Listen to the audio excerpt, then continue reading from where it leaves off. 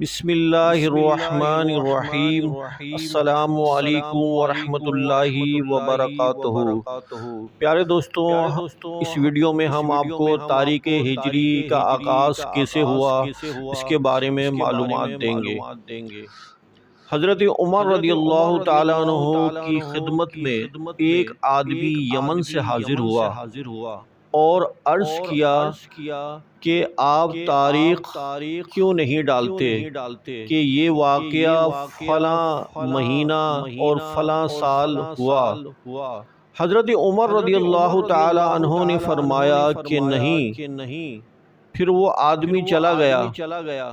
حضرت عمر رضی اللہ تعالی عنہ خلوت گزین ہوئے تو دل و دماغ میں یہی خیالات بار بار آنے لگے، یہاں تک کہ آپ کا دل مطمئن ہو گیا تو آپ نے مہاجرین و انصار کو ایک جگہ جمع کیا اور اس یمنی آدمی کی بات پیش کی۔ پھر ان سے ایک سوال کیا کہ تاریخ کا آغاز کہاں سے ہونا چاہیے۔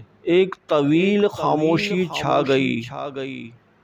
کہیں سے ہلکی سی آواز آئی کہ رسول اللہ صلی اللہ علیہ وسلم کی وفات سے آغاز ہونا چاہیے۔ کسی نے کہا کہ نہیں، بلکہ بعثت نبی صلی اللہ علیہ وسلم سے تاریخ لکھنے کا آغاز ہونا چاہیے۔ اتنے میں حضرت علی رضی اللہ تعالیٰ عنہ کی آواز بلند ہوئی کہ ہمیں تاریخ لکھنے کا آغاز اس وقت سے کرنا چاہیے جس وقت رسول اللہ صلی اللہ علیہ وسلم شرک کی سرزمین سے نکلے، یعنی جس دن ہجرت فرمائی۔ حضرت علی رضی اللہ تعالیٰ عنہ کا یہ فرمانا تھا کہ ہر طرف آوازیں آنے لگیں کہ ہمیں یہ بات قبول ہے اور ہم اس پر راضی ہیں۔